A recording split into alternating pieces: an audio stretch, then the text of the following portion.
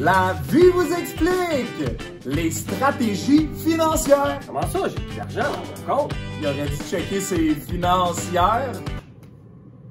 Mais Seb, à quoi ça sert les stratégies financières? Ah, Guillaume, tu sais, tu viens d'avoir ta première job, t'as plus juste 50 ou 100 piastres de ta grand-mère une ou deux fois par année. Faut que tu saches quoi faire avec cet argent-là. J'ai besoin de ces trucs-là bien avant. Ouais, c'est vrai, tu vas faire le saut à 25 ans quand l'impôt va te manger la moitié de ta paye. Prépare-toi tout de suite, kid. La vie, elle te fait pas de cadeaux. Pas comme ta grand-mère. Ben oui, en vieillissant, il va falloir que tu apprennes à gérer ton budget. Parce qu'il y a quelque chose qui s'appelle le pouvoir d'achat. Ça, c'est parce que le coût de la vie augmente toujours. Alors, le 1000$ que tu as aujourd'hui dans tes mains, tu pourras pas t'acheter les mêmes choses avec ce 1000$-là que tu vas pouvoir t'acheter dans 50 ans avec le même 1000$. Ah, je comprends rien. Explique-moi ça. J'arrive là. OK. Ça veut dire quoi ça, le coût de la vie augmente? Essaye de trouver une poutine en bas de 10$ aujourd'hui. Pas mal dur. Dans le temps, mon père, 25 cents pour une poutine puis un coke. Tu sais, dans 25 ans, ta poutine à 8 piastres, là, elle va être rendue 20 piastres, là. 20$? 20 piastres! Pour des frites puis du fromage squick squick? C'est mieux d'être bonne ta poutine squick squick. Plus on avance dans le temps, plus que ça coûte cher. Le coût de la vie, là, c'est à peu près 2% de plus par année. Donc si on met ça sur 25 ans, ça fait beaucoup de pourcents sur 25 ans. Par exemple, si tu mets 5000$ dans un compte normal, ben dans 5 ans, tu vas avoir 5000$. Peut-être 5008$. Par contre, si tu places ton 5000$ dans un véhicule d'épargne, eh bien là, ton argent va suivre l'augmentation du coût de la vie. Ouais, twin turbo. Ça va vite. Mais Seb, Attends un peu, j'étais pas prêt. mais Seb, mais Seb, Hein? c'est quoi un véhicule d'épargne? Ah ben, il y a plusieurs véhicules d'épargne, mais aujourd'hui, on t'en explique deux, le CELI et le REER. Mais Guillaume, dis-moi, à quoi ça sert de placer mon argent? Je vais te donner un exemple bien simple. Disons qu'à 20 ans, tu places 1$ à un taux d'intérêt d'environ 5%. Dans 40 ans, quand tu vas avoir 60 ans, tu vas avoir 7$. Bon, ça a l'air de rien, là. Sauf que si tu plaçais 5000$ à 20 ans, à un taux d'intérêt de 5%, ben dans 40 ans, ça te donne 35 000$. Ah, c'est une année de salaire, ça.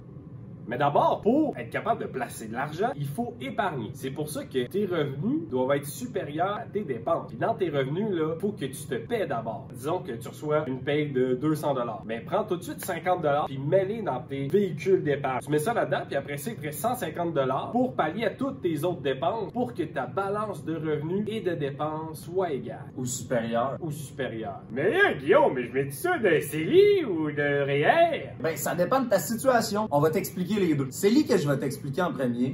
C'est le CELI. Une fois que tu as 18 ans, tu peux commencer à cotiser dans ton CELI. Un CELI, c'est de l'argent que tu vas mettre dans un compte et ensuite, il y a un professionnel qui va te conseiller pour qu'on place cet argent-là. Ça fait que dans le fond, là, c'est de l'argent qui travaille pour toi pendant que tu dors. Professionnel qui travaille pour moi? Ouais, plein de monde travaille pour moi. T'es rendu un kingpin. Ça veut-tu dire que je suis PDG de mon monnaie? You the boss, man.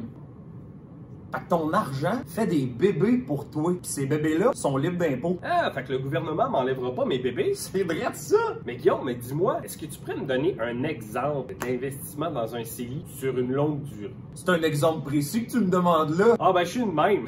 Faudrait presque croire qu'on l'a travaillé d'avance. Jam! Hey! Alors, si tu mets 5000$ par année à partir de 18 ans jusqu'à 60 ans, ça te fait 700 000$.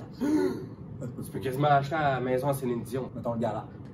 C'est mieux que rien. C'est ce qu'on appelle le pouvoir du temps. Ton. Bon, on est rendu au REER. Tu sais, le REER, là, c'est pas juste pour les vieux. Ben non, c'est loin d'être arriéré. Le REER, ça va te servir quand tu vas gagner un peu plus d'argent. Disons que ton revenu est de 45 000. Okay? Quand tu es à 45 000 de revenus, l'impôt t'enlève 32%. Ce que le REER va faire, c'est baisser tes paliers d'impôt. Donc, si tu mets 2000$ dans ton REER, ton palier d'impôt va passer de 32% que tu dois à l'impôt à 27% que tu dois à l'impôt. Donc, avec ton 2000$, tu baisses de palier et tu sauves ce montant-là d'argent. Mais là, il y a une petite poigne. Mon petit attrape.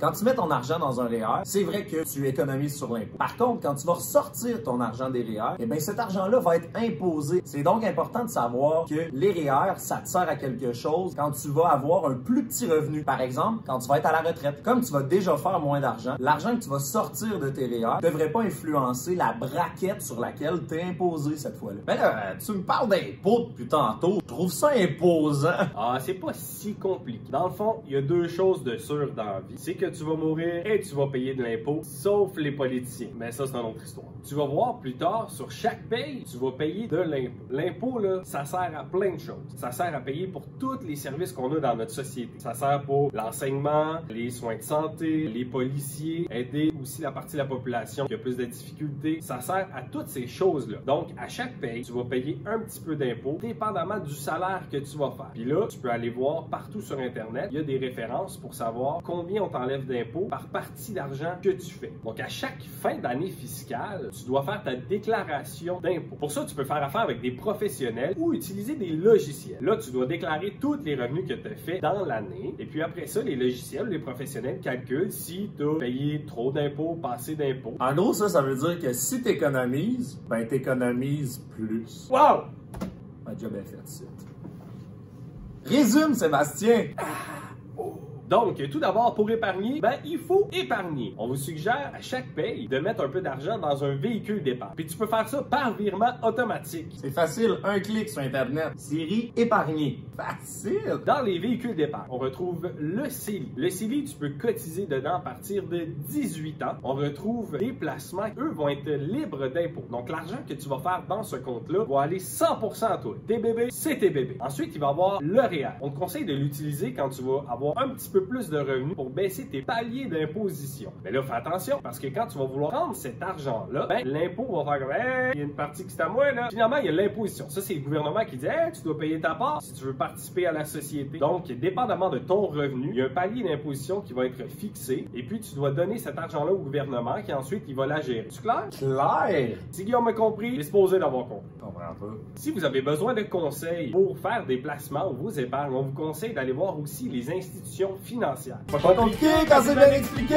Pour cette capsule, on a été assisté de Rémi Nollet, intervenant en éducation financière pour les jeunes au Carrefour de Rouyn-Noranda. Il est tellement efficace qu'il est remis tout mon argent.